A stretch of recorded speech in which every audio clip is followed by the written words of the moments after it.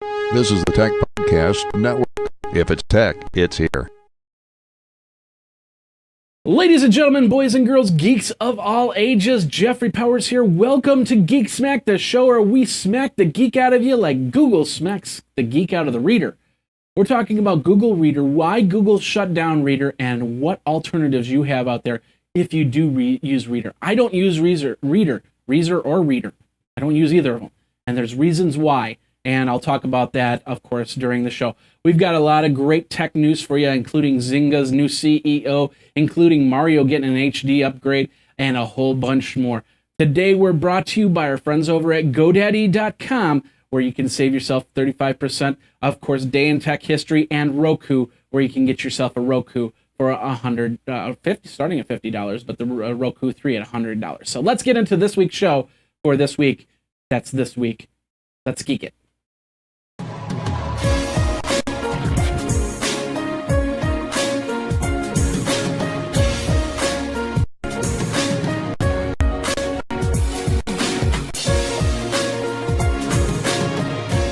Ladies and gentlemen, boys and girls, geeks of all ages, welcome to Geekazine and Geek Smack, the show where we smack the geek out of you on a weekly basis. We're up live on YouTube. If you are around Tuesday afternoons at about 1 p.m. Eastern, maybe during a lunch break or something like that, come on down, watch the show absolutely live. But if you're in the recorded version, you just missed the first 15 minutes where I just kind of babbled on about t-shirts and stuff like that. I'll give you the quick rundown really quick. I went out to Detroit. I got to play with the Ford F-150s and the Ford Escorts. Got a lot of great car technology. Met Steve Wozniak for the second time. He got to see Google Glass for the first time. I also got t-shirts in the hopper, ready to go. Geekazine t-shirts. We'll have them by next week. You can donate to Geekazine $20 and you can get yourself a t-shirt. You can watch all the videos right now for Ford over at youtube.com/Geekazine, youtube.com/Geekazine. And then, of course, my Google Glass. I do have a date. I was really hoping that today I could find a time to squeeze in and go from there. I talk about it on Google Glass, this week in Google Glass, how I tried to get to New York so I could pick up the glass. I was stopped by Google. So you're going to have to watch This Week in Google Glass to find out all that information there. Speaking of This Week in Google Glass, the 7th episode is now out. You can check it, and I've actually added an MP3 in audio format to it, so you can watch video or you can listen to the audio through iTunes. So go ahead and do that. They're doing some road construction a block over, so they're ripping up the road, so you might hear some rumbling in the background. That is what that is. And all this on the pre-firework edition of Geek Smack. So let's smack the geek out of you and get into your tech news for this week. If this is the first time you've come, thank you very much. Let's check it out.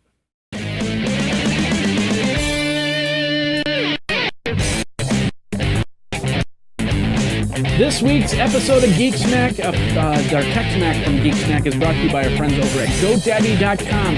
GoDaddy.com, where I do have all of my websites placed, and a lot of, I have my SSL certificate. I have all the domains. I'm actually waiting on a brand new domain that will bring a new version of Geekazine into the fold. So I can't wait for that to happen. It's on back order right now. So I'm waiting for that. Of course, you can get web hosting. You can get a quick hosting there. They've got these one-page host systems that are just awesome. I've used them in the past, and they're great ways to get a quick domain up and running while your server guy is actually making the main domain. If you're a podcaster, check this all out. We've got a promo code that you can use. All you have to do is go to the link over at Geekazine, and then at checkout, you enter in the promo code WOWazine.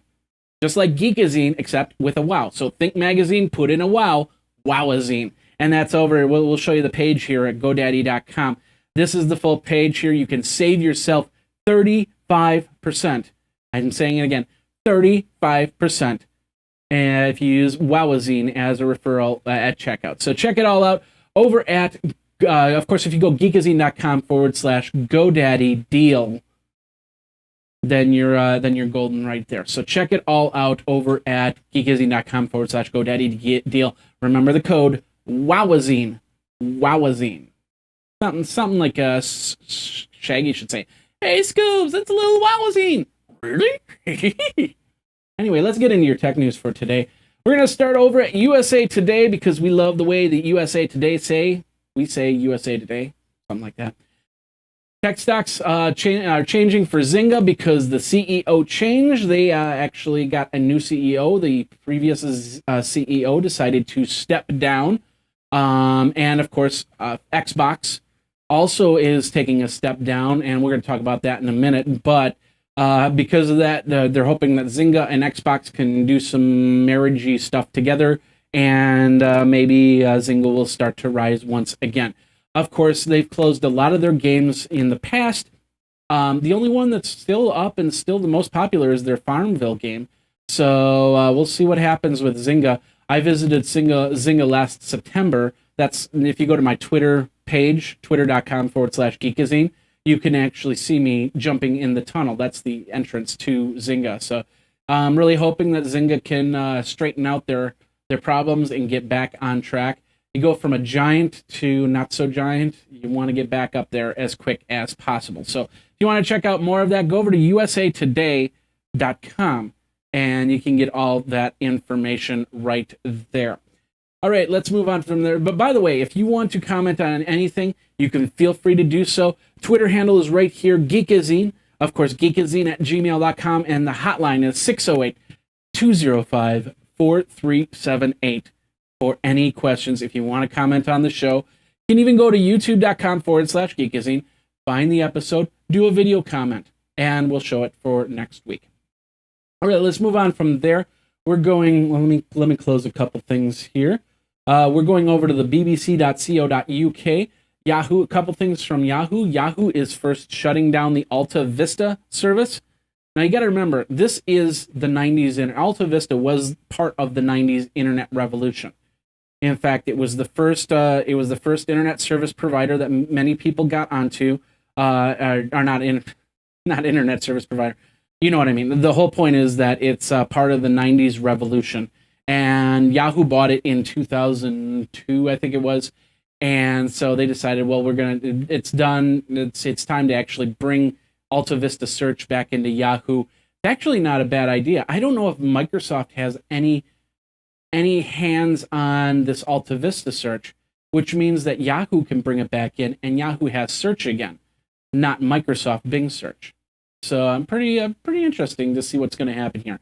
July 8th is the magic date, so if you want to check out the old web back then, you can go over to Alta Vista until July 8th when it gets shut down. Moving on from there, we're going to go over to cnet.com. Speaking of Yahoo, they integrated Flickr with email, and they added new search alerts. So basically what happens, you can now take a picture, you go into your Yahoo email, and you'll be able to search from your pictures in Yahoo so you can send those pictures. It's like, hey, buddy, we had a great time at the lake. Here's the pictures. They're up on my Flickr site. So it's a great advancement with Yahoo. I applaud them for putting that, and it makes the email a little bit better. Although they still have to work on their spam filters because I get way too much spam stuff in my Yahoo. Yeah, I do have a Yahoo email account. I had that before, of course, before Gmail even showed up. So I keep that because, you know, when they start changing things, I want to see what they're changing. So anyway, let's move on from there. Actually, before we move on from there, I forgot something in the opening part. I said I went to Ford. Right here is the badge. Let's do this. Let's take the badge. Of course, we have the Holo badges. Here's my Ford badge, and these were all the sessions that I went to right here. So what we're going to do is we're going to put this into the badge area. Can't believe I forgot that. So we're going to do that right now. The badge area that, CES, South by Southwest, NAB, all these other events that I've gone to, they're right here, and all the badges in the last 5 years that have been doing Geekazine. So pretty cool stuff, and now it's in the Holo badges. So let's move on from there. Let's go over to technet.microsoft.com. I remember TechNet.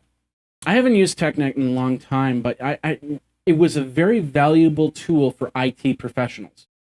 And you would pay a few $1,000s, and every month you'd get, well, the first month you get like 3 long boxes They look like boxes like you'd store baseball cards into. It was really interesting.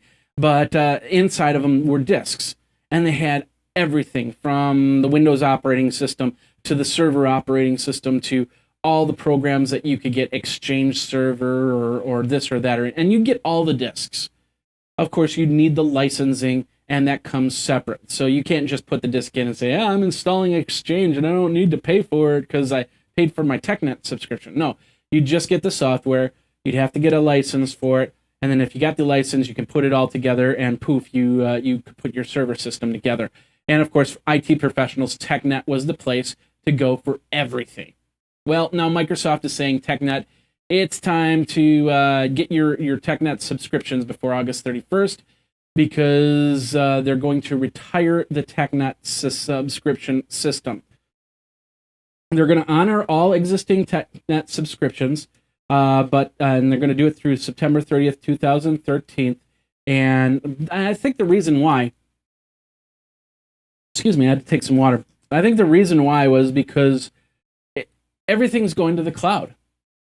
You can get all your information from the cloud. So having a TechNet subscription, I have a feeling that they're going to put something new together and offer it to, if they already haven't, to IT professionals. I haven't really had my finger on that pulse as of late. So there might be a new system out there that replaces TechNet. But for now, TechNet is going bye-bye.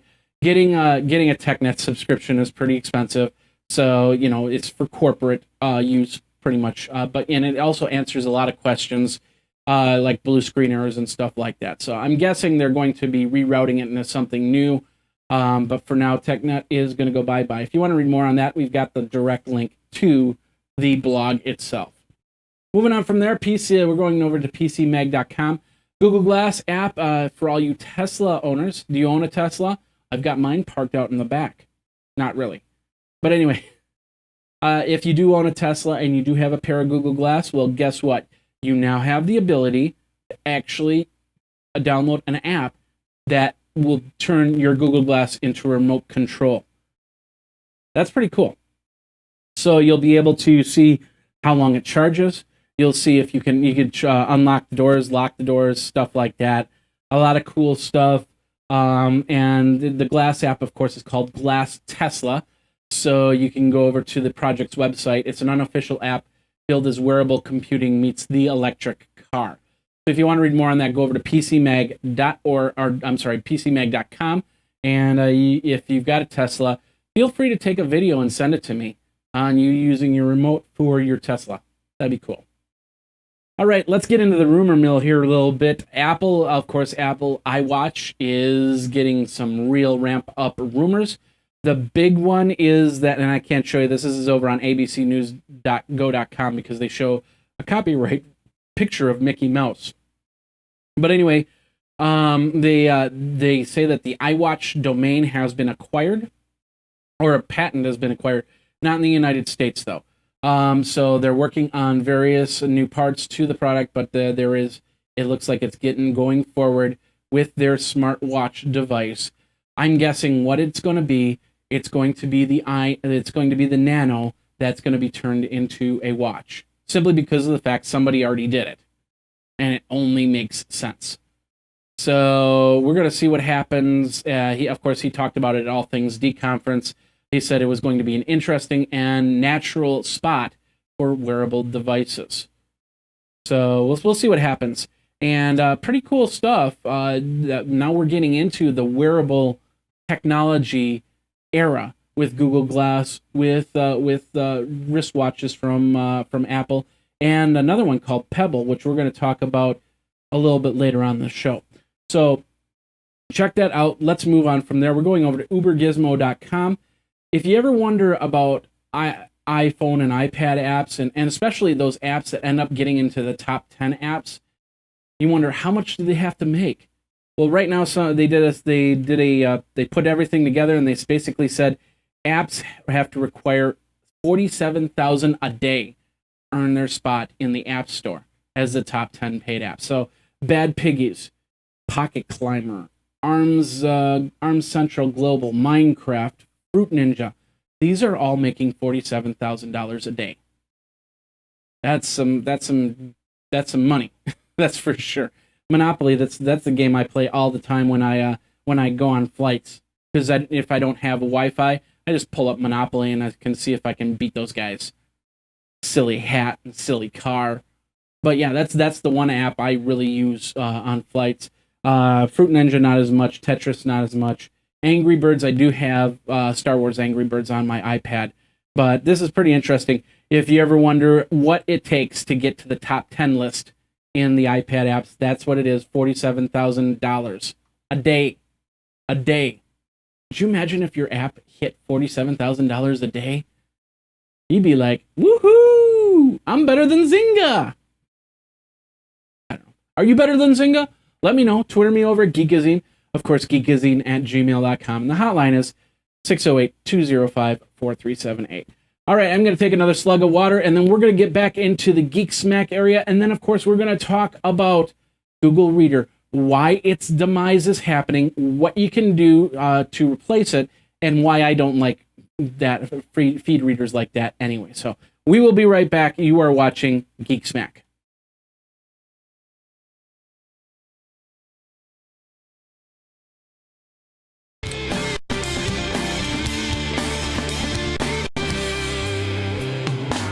Of course, Geek Smack is brought to you by my other website, Day in Tech History, over at www.dayintechhistory.com, where September 15th, I will be celebrating the 1500th episode of Day in Tech History. It runs 365 days a year. Started as This Week in Tech History off of the Geekazine Quickcast, and then I moved it onto its own show. Did a podcast a day for 365 days since August 9th, 2009. And now here it is coming up to the 1500th episode. Really excited about it. It's over at www.dayintechhistory.com. Of course, it being Tuesday, Napster shut down on this day in tech history in 2001. Of course, it got revised, and then Best Buy ended up buying it. I don't remember who owns Napster now, but that's what happened on July 2nd. In tech history back in 2001. Of course, July 4th, if you're searching for a podcast on July 4th that's brand new, just come here. Day in Tech History, new podcast, starts at 5:30 in the morning, and you can go from there. So check it out over at www.dayintechhistory.com. All right, let's get into the next section, the Geek Smack of everything. And we're going to start over at thenextweb.com. Facebook for Windows Phone. You thought it was dead. It's coming back to life. They're redesigning it. High-res pictures, post-sharing, timeline view, a lot more. They basically just throwing new features in and making it a little bit better. And you can get it. Microsoft announced the major update for the Facebook for Windows Phone. You can download the version at the phone store. So it's actually the phone that, the phone you might have bought before, but now you just get a new update for it. So they're not that means the Facebook phone is not dead just yet, and they're going to try and do something with it. So we'll see what happens here, and I go from that. Not like the Microsoft. I want to say Pebble, but I know that's wrong. The Microsoft 1 and 2 phones, the little clamshell phones that they made, but those were like low end smartphones, whereas this actually has a little bit of juice to it. Not top of the line Samsung Galaxy S4, iPhone 5 type processors, but it will have enough to Facebook, email, Twitter, stuff like that. So anyway, if you want to read more, go over to thenextweb.com. Of course, we have all the links in the show notes. Go over to geekazine.com, go to the post, you'll see the show notes, and click on the links that you want to read and go from there. All right, that's the best reader right there because it's a link to the page, as opposed to taking all their content and just regurgitating it. But we'll talk about that later. Right now, we're going over to Bloomberg over at businessweek.com. Bloomberg is talking about Firefox Android rival smartphone, brought to you by Google. So they went on sale in Spain. Let's bring this up here really quick. They went in sale on Spain. Yeah, that's right. There we go. They're expected. They're really ramping it up. So if you are a fan of the Firefox operating system, The new operating system it will be coming out very soon, and I don't know how it's going to rival to Chrome or Windows Phone. I don't know if we need another phone in the market, another operating system phone in the market. But eventually, it's going to either knock one out or just kind of show up and fizzle out. So we'll see what happens. In the meantime, if you want to check out more, this article is over at businessweek.com. Like I said, we'll have the link in the show notes so you can get that information there. All right, Sprint is finally closing out the Nextel network. They bought Nextel a few years ago, 2005, if I remember correctly, and they bought it for $35 billion.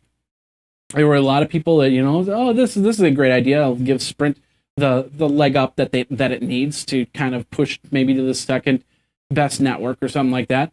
It did, and it didn't work, and a lot of people complain. Nextel's kind of holding them back. Well, Nextel service basically it's time to go. So goodbye to Nextel. If you want to read more on that, we've got the link over at WSJ.com. Talking about wearable devices, let me just load up the rest of this stuff here. Talking about wearable devices, the Pebble is now, they said by the end of the week, but it's now showing up in certain Best Buys throughout the nation. So a Pebble is the wearable watch that you can Bluetooth connect to your smartphone and get like text messages, who's calling, stuff like that. So you don't have to pull out your phone and find out who's calling. So if you want to get yourself a Pebble smartwatch, I think the prices are pretty decent. About $150 is what they're saying.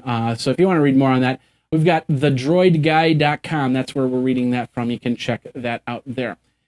Xbox One has replaced, basically they replaced their CEO or their chief, and that's not CEO, the chief of the Xbox division, Don Matrick.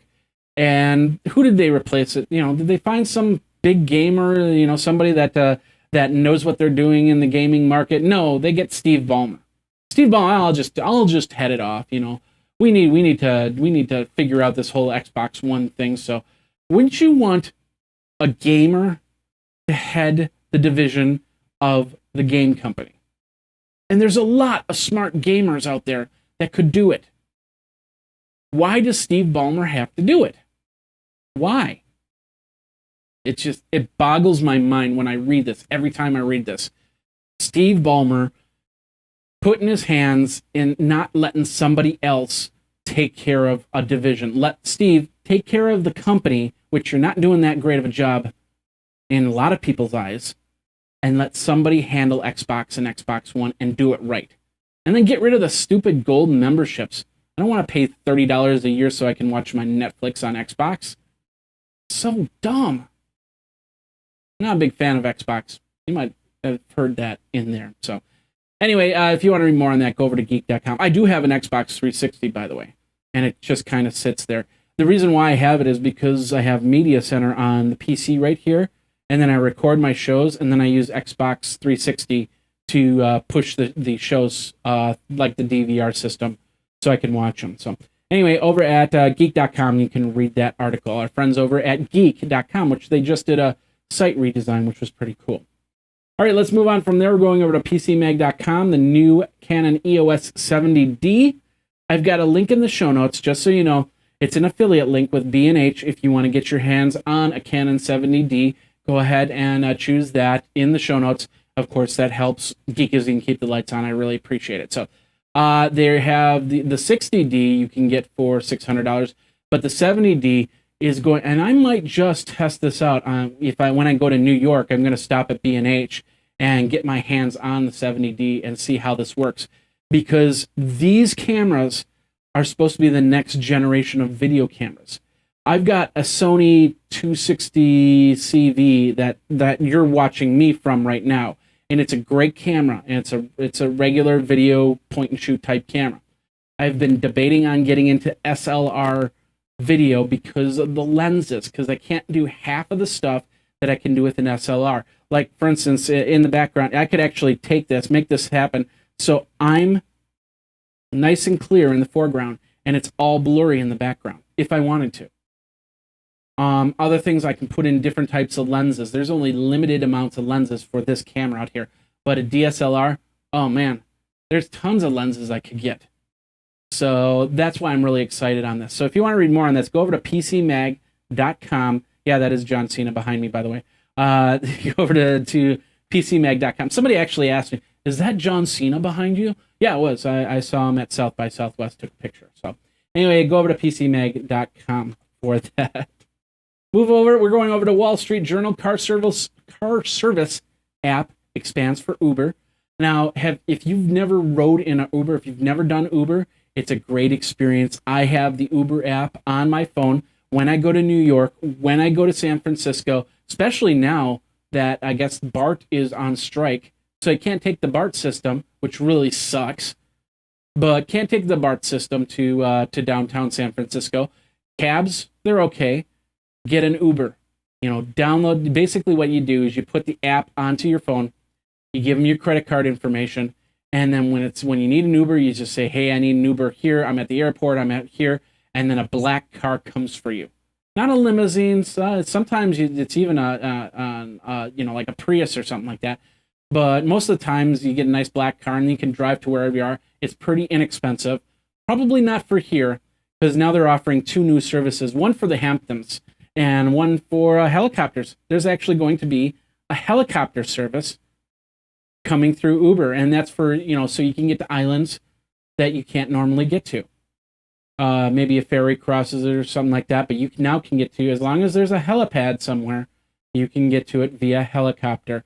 Minimum fares in New York are $50 or $25 in Manhattan, which is about $6.50 a mile. However, with the flat rates, they have flat rates from anywhere in the city to the Hamptons, starting at $300 or $500 with the SUV service. That's the other thing that they're announcing. With all this question about whether Uber should worry about taxis, if taxi systems are competing and if it's legal or illegal, Uber's doing it right. And it's just amazing. So check it out. This article over at the WSJ.com. I can't speak right now. I need some more water here.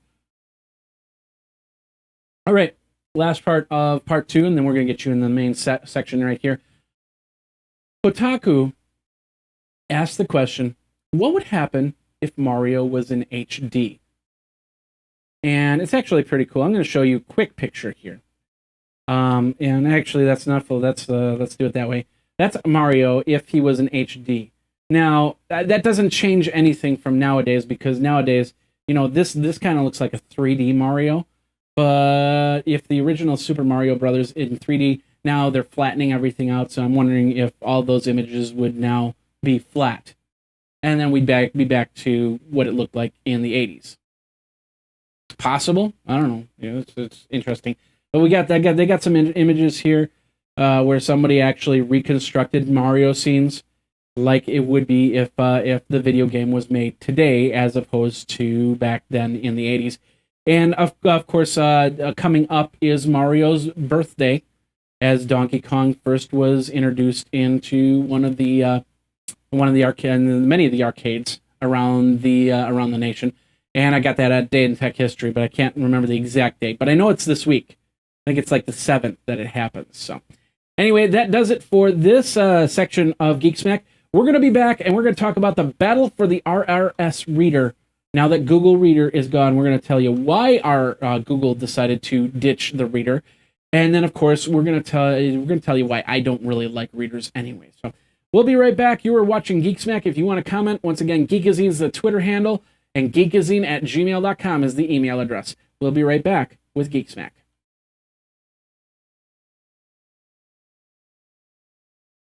With over 700 channels to choose from, the Roku should be part of your entertainment center, and the price is great. You got channels from Amazon to Netflix to Hulu Plus, and of course you can add to your pay channels like HBO Go. You also have Disney for the kids. You have tons of ways to entertain people. Not only movies, but you can also have great games, such as Pac-Man, such as Galaga, and of course, Angry Birds. And that's all through the Roku entertainment system. Now let me show you one channel that's in particular near and dear to my heart, and that's over here, the techpodcast.com channel. If you go to the techpodcast.com channel, you go into the video and you go into tech news, you will find not only iPad 365, Geekazine's social media feed, and then of course the show Geek Smack, all on your Roku right there. So check it out. Prices start at $50 to no more than $100 for all this great entertainment. Do that by going over to geekazine.com/Roku. That's geekazine.com/Roku. Get yourself a Roku player and start watching movies, start watching content, and start playing Angry Birds over at geekazine.com/Roku.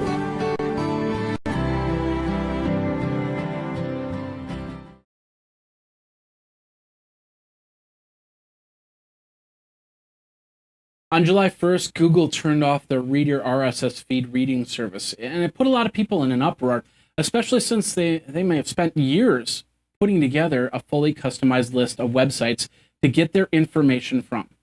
You know, I remember when Reader showed up on October 7th of 2005. At that time, I was experimenting with Reader services. I used a service called NewsGator. The service was also free at the time, but then they decided to shift their model to a paid corporate version, ultimately making me go to a different reader. And there were a couple different options out there, but I figured, you know, Google, brand new, it's up and rising, looking good, so I'll get that and go from there. Well, Google announced that on their blog that they're closing Reader, and of course, it just happened on Monday, July 1st. The reason why was basically twofold. They state that the usage of Google Reader had declined, and Google is basically streamlining their energy into fewer products. Mostly, they want you to go over to Google Plus and read the news there. Now it's time to make another change. And there's a lot of companies out there that want to pick up where Google Reader left off. Dig came back into the forefront. Now, if you remember, Dig actually brought those little widgets on blogs that said, hey, I want you to say I like this or I don't like this. Dig comes back into the forefront, while Feedly is another service that you can get for your favorite stories. Even a program like Flipboard is available to collect your favorite website data right through your iPad or your iPhone or your Android device. I've actually been an anti-reader for a while now, and the reason why is that sites basically steal your traffic and your news. Understood that people don't like ads on web pages, but they do help pay those bills. When re-aggregators pull your stories, they pull your content only. They don't pull the ads. Well, unless your ads are hard-coded within the RSS. But then you get no revenue if they're not. And that's what hurts the most. And of course, they have links go back, and some say that it's a good promotional tool. However, I figure if they add your website to their reader, the people add your website to their reader, they're probably going to read most of your articles from that reader. In fact, I'd say about 80% of your articles will be read from the reader, and they'll never go to your websites. RSS is that necessity that many websites can pull your data and is offered openly. If you've got an RSS feed, you're basically saying, take the data. I could actually set up a program that does the same thing and direct people to my website to create their own readers if I wanted to. I do recommend Flipboard out of all the readers simply because of the ways that you can get to my website. Now, of course, you'll need a mobile device to actually use Flipboard. I don't think they've made a PC or a Mac version yet, which they should. But there's always been a way for people to actually end up on my website, and I see traffic spikes from that. And I'm really happy about that. So if you decide to choose a new reader, if you're one of those people that actually use a reading service like that, don't forget to give the sites that you read from the return love. Because if you don't, then they close down, and then you've got to find a whole bunch of new sites once again. What are your thoughts on Google Reader? What are your thoughts? Are you going to use Feedly or Dig or one of these other great services out there? Let me know. You can Twitter me over at Geekazine. Of course, geekazine@gmail.com is the email address, and the hotline, 608-205-4378. All right, ladies and gentlemen, boys and girls, geeks of all ages, that does it for this episode of Geek Smack. I hope you had a fun time. If you have any comments, feel free to comment over there. Like I said before, Geekazine is the Twitter handle. Feel free to add me there. If you want to watch live, we'll do it every single Tuesday over at youtube.com/Geekazine. youtube.com/Geekazine. Just follow my Google Plus page, Jeffrey Powers, to get the updates of when we go live with the show. But it's usually about 1 p.m. Eastern every single Tuesday. And then, of course, Wednesday consumption. So you can get the, you don't get the pre or the post stuff on that. You get all the content. So anyway, my name is Jeffrey Powers. Thanks a lot for watching. Thanks a lot for listening. If you're listening to the audio podcast on Stitcher or iTunes, check it all out over there and go from there. So until next week, you guys geek out, and we'll see you then. Have a happy 4th of July, by the way, and celebrate Independence Day, and do it safe, and don't drink and drive. Simple as that. I want to see you here next week. So we'll see you then, and take care.